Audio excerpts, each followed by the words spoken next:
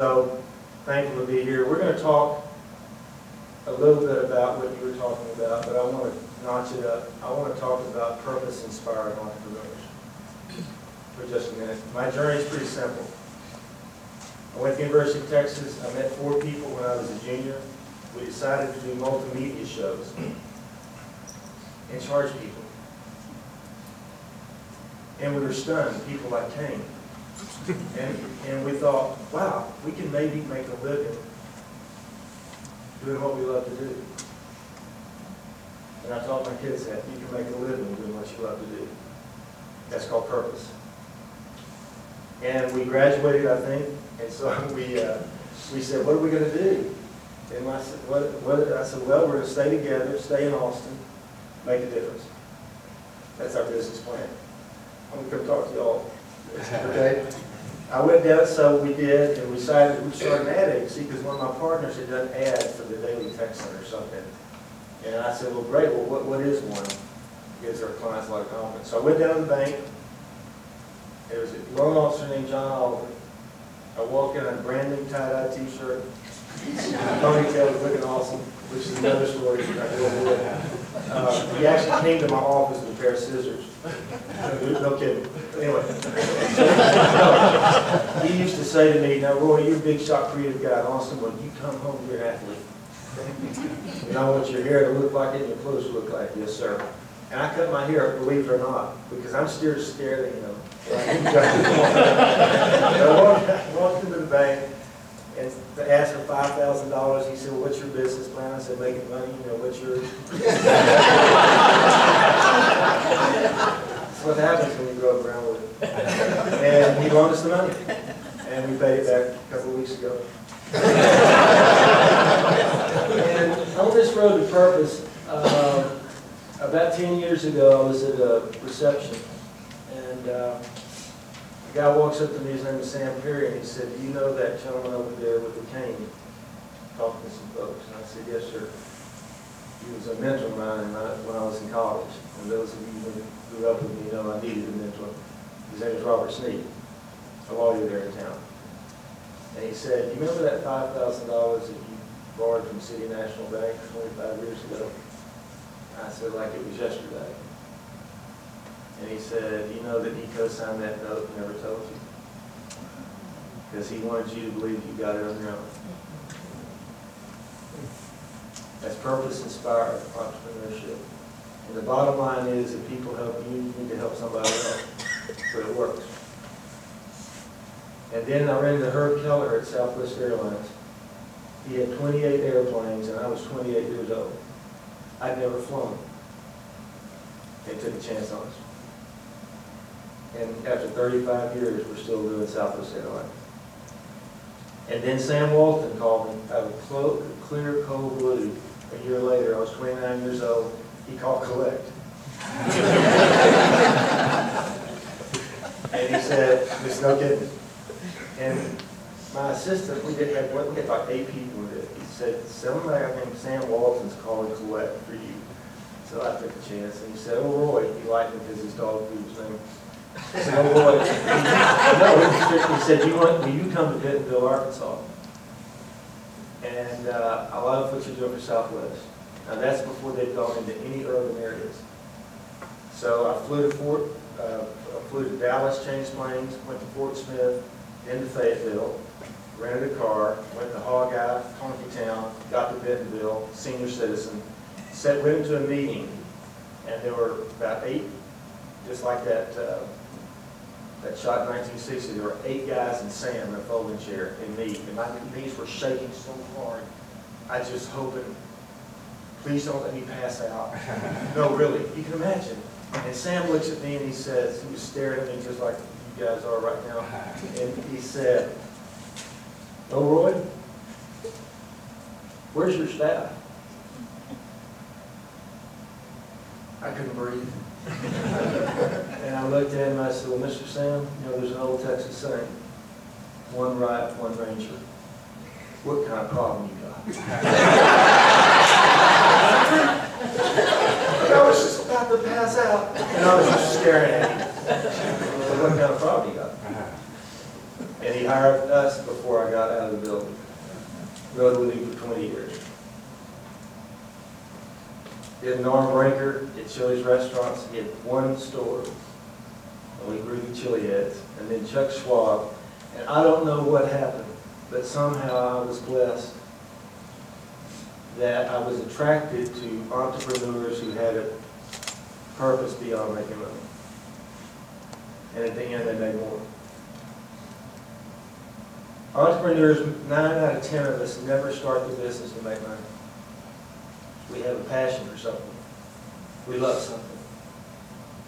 And in the end, if you do the right thing and you practice the golden rule and you have some kind of business sense, and you're out marketing them, outsmart them, you'll make money doing what you love to do. We're going to get back to that. Final story. Just tell Bill this story. I actually went to a class when I was a senior in college. It's boring. I mean, you know, I wanted to go do stuff. And this is a story about just when you think you're in charge and you're in control. I turned in the paper, you know, the old blue book thing, and I knew I aced it because I went to every one of this professor's lectures, and I wrote it down word for word. Turned it in. 2 weeks later, I got a C. So I went back to the professor's office and I said, "Sir, this is impossible that you gave me a C on this paper because I wrote down your lecture word for word." And he said, "Well, I guess I just gave a C lecture."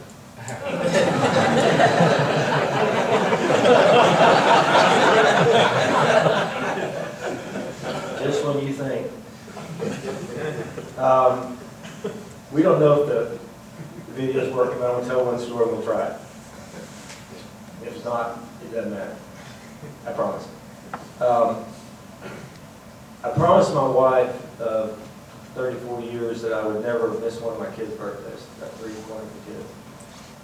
And you might say, of course you're not going to miss your kid's birthday. Well, I live in Austin, Texas, and we have one client in Austin.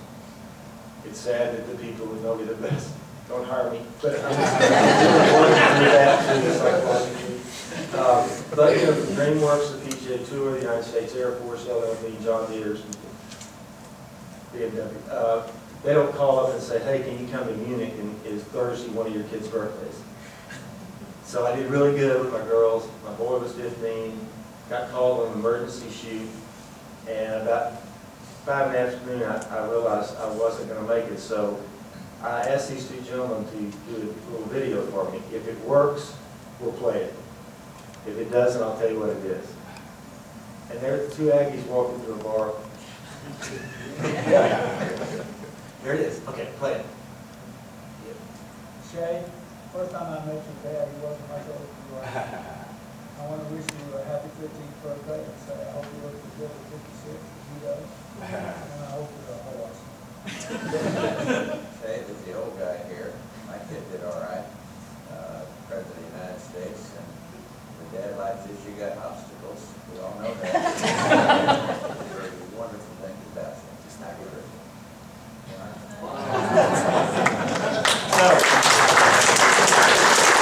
Thank you. You did great. Just don't touch it. These 2 people ran against each other. And after Bill left office, I got these 2 people together in Little Rock, Arkansas, and we did this film because a tsunami had hit 2,000 miles away. And they put purpose over politics. And they put purpose over pettiness. And we raised $2 billion in 7 days. That's what purpose looks like. America's in trouble because we don't see that anymore. When Katrina hit, got them together, did the same thing. When Ike hit, President Bush called Bill Clinton. Bill flew down with me. We filmed them for Ike. When Haiti hit, I got W and Clinton together. It was interesting. They actually, it's such a small group of people, and no one's walked in their shoes before. They have huge respect for one another. But I feel like I'm like the eHarmony politician.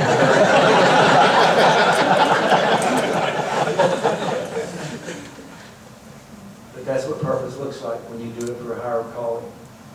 And business has to be there because there's a huge difference between crony capitalism and conscious capitalism. You can make your living and make money doing the right thing.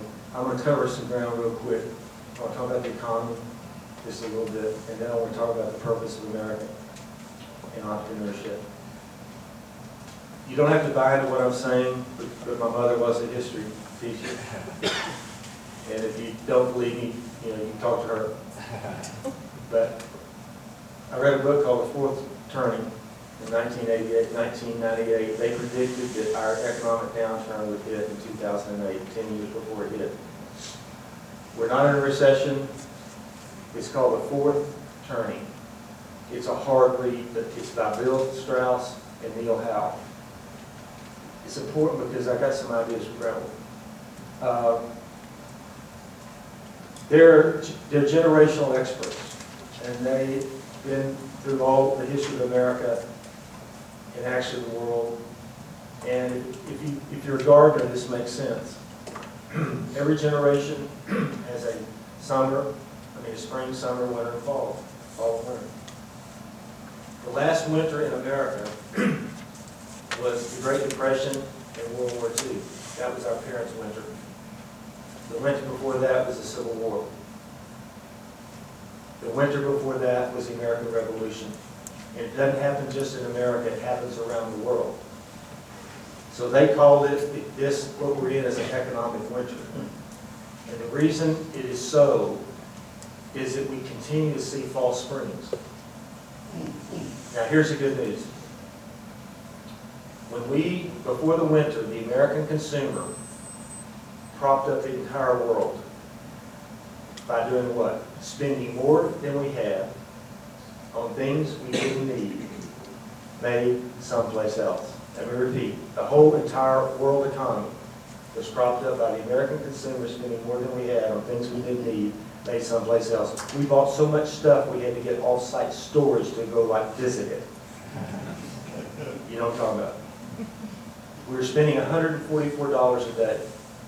I know because I track it every night. I poll 1,000 people for the last 10 years with Gallup. What did you spend yesterday? And that's not mortgages. By the way, my wallet has duct tape. This is my daddy's. But I still have all these quotes in here. When the winter hit, it went from $144 to $44. Like that. We're now 4 years into this winter. The stock market is going like this. First time ever we've ever tracked the consumer spending. Yesterday it was only $68. That's after 3.5 years. 144. Now, I'm not trying to say anything except opportunity.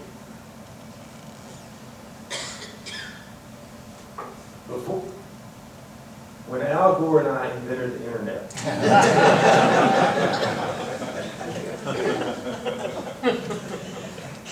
the internet has done a lot of things, and you hear all about it. But the real power of the internet, like it or not, sooner or later, everyone's going to know everything about every company. I don't care if you're private, public, doesn't matter. That's why my best-selling book, it's what you stand for, not what you sell. Here's what the news is about the internet. If your business or your community or your country is not in the business to improve lives, you won't be in business. The way it works. Before the internet, businesses, especially second generation, third and fourth, started thinking we're in the business to improve the bottom line. We're in business to improve the bottom line by providing goods and services to people. And that wasn't a wicked model, it wasn't an evil model, it was a model. Now that everybody knows everything, it's a subtle but tsunami change. Every business must be in business to improve lives. Your employees need to know that's why they go to work every day. Anybody who walks into a real, just for a moment, I'm going to have a life improvement moment with that customer. Instead of saying, y'all need to smile, no, you need to do something, because I promise you, I don't miss linens and things. Do you? It's a joke. I don't miss Circuit City. I miss the jobs. Every business here in Brownwood, Texas, you get a leg up, because small towns don't know what I'm talking about because I don't go there, but in your business plan, every time you talk to a young entrepreneur, let's go find out first of all, what business are you in? I'm in the tech business. Sorry, don't make it. Oh, I've got an idea that's going to improve the lives of small businesses. Okay, let's talk about that. That's the competitive edge. I have a town called Brownwood that if you move here, we're in the business to improve lives. It's a powerful message because it's true. So, I want to talk about purpose-inspired entrepreneurship. What is purpose? My buddy Aristotle said that purpose is basically where your talents and the needs of the world intersect. Therein lies your purpose. Where your if you have kids or grandkids, ask them what they love to do, not what they want to do. Wrong question. What they love to do is where their talent is. My daughter just opened up a yoga studio downtown Austin.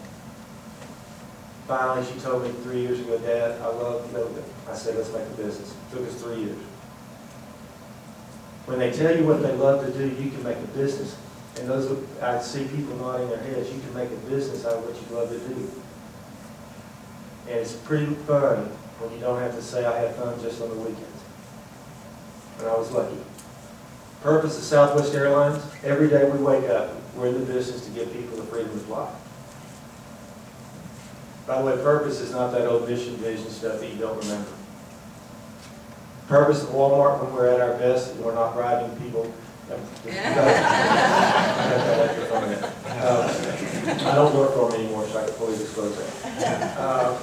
We save people money so they live better. The purpose of Google when we're at our best, this is a company. The purpose of Google is to organize all the information that ever was and ever will be and make it accessible to all people for all time. That's a big, hairy, audacious purpose. Apple, when we're at our best, we create beautiful things for the mind that enhances humankind. And I do this work all over the world to help companies rediscover why they exist. My purpose is to help others fulfill theirs. I didn't know it, but my sister taught me that. So, what's the purpose of America?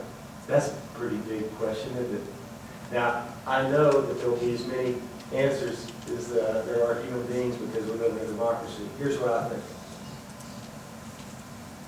And I've actually done a lot of work on this.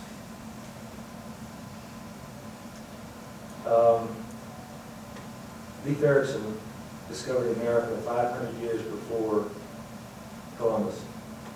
He was really an explorer. Christopher Columbus was an entrepreneur. He conned the Queen of Spain to give him startup money to fund a journey. Oh, I got an idea. I think we'll sail west to get east. Give me some money. And that's what she did. He was looking for gold and silver and spices, and he rediscovered America. The first one was an explorer. This guy was an entrepreneur, and he put the entrepreneurial footprint in the DNA of America herself. Go west, young men and women. Railroads, wildcatters, dreamers, doers, go to the moon, create things, build something. The DNA of this nation is entrepreneurship. It is the miracle of America. It is uniquely the miracle of America. Let me tell you 5 quick things. You're going to have to listen because I've got the mic. So here's the deal. The Beltway boys and girls had no clue. You know why they call it the Beltway? No, why, Roy? They take off the belts every morning and beat the stink out of each other for sport. While the Heartland, and we're out here trying to rebuild America. They have 2 solutions. I'm not talking politics. They have 2 solutions. You hear it on the news every night. One is to cut, and save. The other one is spin, and stimulate. Neither one of them is going to get America moving again. We have to create our way out of this. We must unleash the entrepreneurs again. We will create the solution. We will create the future. Number two, here's a statistic that will blow your mind. There are 6 million businesses in America. I mean, there's a lot more registered, but legitimate businesses. How many of them have employees over 10,000? 1,000 out of 6 million. What does that mean? Too big to fail? Yeah, had to do it, sorry. But we better start standing tall for small. We better start standing tall for small. Here's another statistic. Between 1985 and 2005, 20-year span, 85, 2005, 40 million jobs were created in America. 40 million. 90%, a little over 90% of the 40 million jobs were created by companies less than 5 years old. 36 million jobs created by entrepreneurs. Buried in the unemployment figures of last August was the lowest number of startups since they started measuring it in 1991. So here's what I'm going to do. I've been talking to a lot of media people. I'm starting a movement called Dream It, Build It.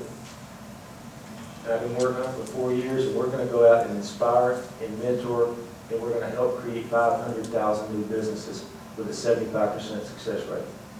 You're going to see it on TV. I'll be fabulous.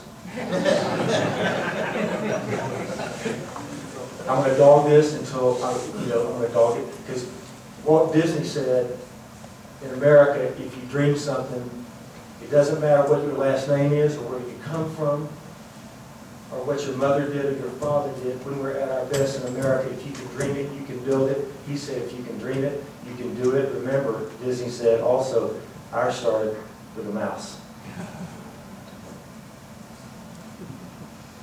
I want Brownwood to be a part of the Dream It, Build It movement. Why don't we just try to become the greatest entrepreneurial small town in America? Because the truth is, I also represent ADRP. I'm not a member. We're going to start a campaign next year called Relaunch Your Life. Because we got a lot of young people that are a lot of young at heart. I started a hot sauce business for my dad called Ritos. My dad was 6'5". He called me Little Roy Rito all my life because he spoke Spanish. He told me 3 things. Be kind to everybody you meet because everyone's fighting some kind of battle. Simplify your life. I messed that one up so bad. And don't do mild in anything. The DNA of America, if you see the entrepreneurs, come to Austin, Texas and see the mobile vendors, the restaurants and trailers. You remember Jurassic Park at the end where they said that theory of chaos? The theory of chaos is you can build fences, you can put dams, you can put electric fences, but the DNA will come out. America's DNA is entrepreneurship, and we're going to rise up.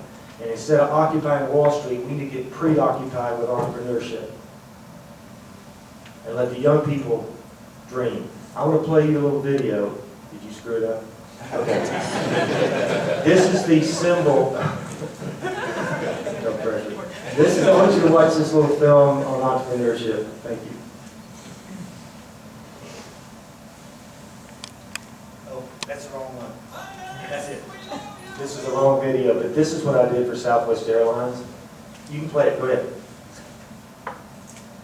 You remember Bags Fly Free? You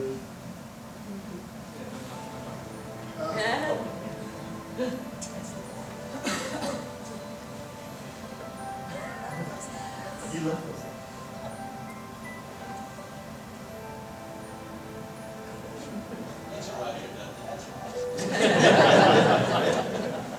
Let's just keep playing it. That's the wrong video, I'm sorry. The other one had that little entrepreneur thing, little film. It doesn't matter. I want to. By the way, the reason I played that ad, Southwest Airlines' purpose is to give people the freedom to fly. 10 months ago, a consultant walked in and said, he will drop $350 million to your bottom line if you charge for bags. $350 million. I walked in and said, if you do that at school, that you're going to violate the purpose of the company. Our purpose is to give people the freedom to fly. Your call. Gary Kelly stood up and said, we're not charging for bags, you go find the money. We ran this for about 6 months. And the CFO, I don't know if anybody saw the movie King's Speech. CFO comes in and he says, I was wrong. CFO's really hard time saying they were wrong. Marketing people all the time. And he said, I was wrong. We actually drove $1.2 billion in new revenues charging for free because we stated our purpose. Entrepreneurship. This whole idea, if you can dream it, you can build it, it's got to be at the forefront of everything. I'm going to tell you one other thing, and that is, this might be a little controversial, but what the hell?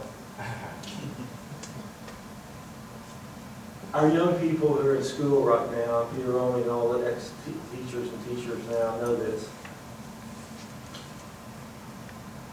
I won't tell you what grade it was, but I turned in a paper on Emerson when I was in junior high. And I got it back and I had 18 misspelled words. The whole paper was red. And I got a C on it. C's were not allowed in the Spence home.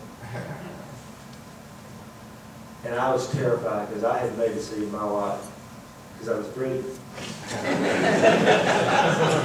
I really did well in my mom's class because I graded her paper since I was 8. But by the way, my mom said when I took her class, you can't call me mom and you can't sell my test. I'll be pissed at those guys. So my mother didn't say anything, and I was freaked out. She said, you'll do better next time. So a year goes by, I'm in another grade, and we're doing another paper on Emerson. And I said to my mother, I can't turn in this paper. Last time I made a C. She said, you'll find words you can do. You'll just work hard, go to class tomorrow, write it down during the hour, and whatever. So I turned it in, and I had 22 misspelled words, and not 18, and got an A. And I walked home, and we were sitting in that little house on Bellmead, and I said, I don't know, I don't get it. And she said, you can't spell, but you can write. And I want to encourage you not to spend any more energy trying to become average at what you're bad at. I'd like for you to spend your entire life trying to become great at what you're good at. This is what we need to do in our schools. We need to dump No Child Left Behind. And we need to have a program called No Dream Left Behind. There's a book called Strength Finders. I've talked to Coach Shipley already about this. It's by Gallup. It was designed 25 years ago. We're going to democratize it, by the way. We're going to put it on the web. It's the most amazing survey that everyone can take. You buy the book, you get a little piece, you can do your own code, and it measures where you're strong and where you're not strong. If all of our teachers in public schools knew when Johnny and Sally walks in, and Hector walks in, Rubio walks in, if that's Strength Finders, we will know where they're strong. And you build on your strength. As my mother said, hire a speller. Now, listen to what I'm saying, people. You can't do that with character. You have to work where you're weak when it comes to character. But when it comes to strength, you're not going to be the best you can be. You know what the Peter Principle is all about?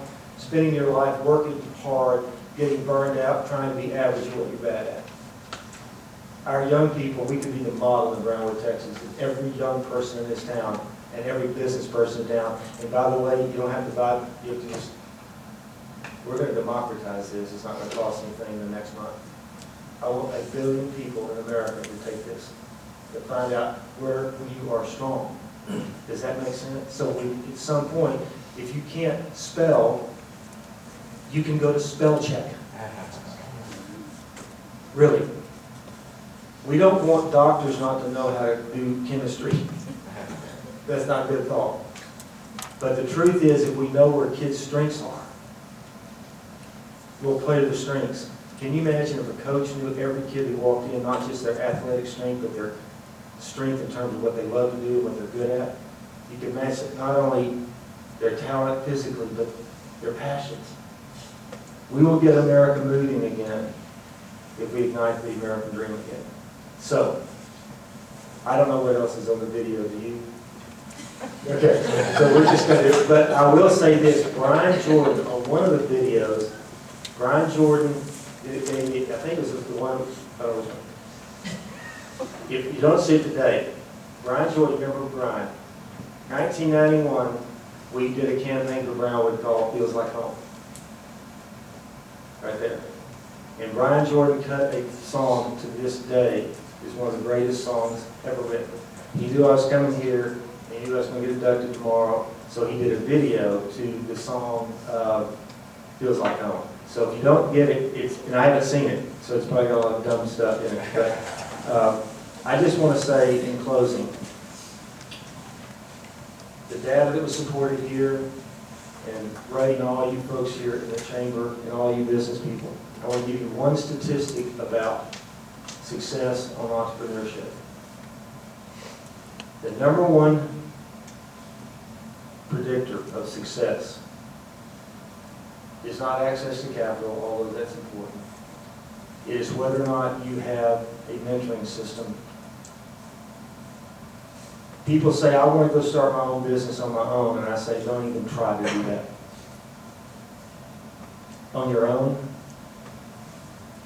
That's not what you mean. You want to go do something you love to do. If you do not have a mentor, and I don't mean just the standard one. Right now in Austin, Texas, there's a thing called the Tech Ranch. 12,000 square feet we got, and let entrepreneurs come together. Not one older mentor is there. They all mentor themselves. If you don't have a mentor, the chance of success is 28%. So that means, you'll help me, 72%. Is that, no, yeah, fail. If you have a mentoring system for at least 2 years, the chances of being successful is 85%. Y'all could create the best mentoring system in a small town in America right here. Think new things, dream new dreams. Kids want to come in, and then, you know what happens then? I want to go to Brownwood, Texas, because they have a way for me to start my business. And by the way, you track your success. They have a 68% success rate if you start a business in Brownwood, Texas. And it doesn't have to be a local mom and pop. It's an app, whatever. But somehow when y'all are thinking about this culture of Brownwood, think about it. It could be the hub of Next. And the hub where young at heart want to come here because we're not going to throw you in the river and let you just swim on your own. So, I'm glad to be here.